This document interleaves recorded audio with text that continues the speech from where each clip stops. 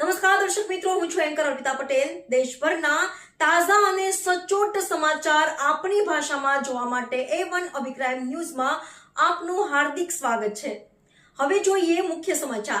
બોરારા ગામ નજીક નર્મદા કેનાલમાં 2 અજાણ્યા વ્યક્તિઓ ડૂબ્યા. ભુજ ફાયર વિભાગની ટીમે રાત્રે પહોંચીને રેસ્ક્યુ કામગીરીમાં સફળતા મેળવી.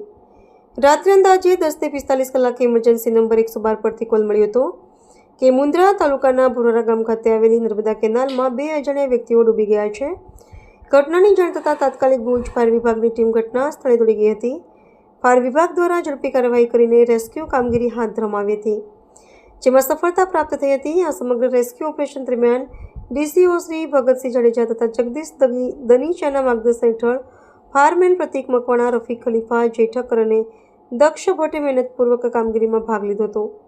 આ દુર્ઘટનાથી વિસ્તારમાં શોકનો માહોલ છવાયો છે. રિપોર્ટર ભરત ઠાકોર, કચ્છ.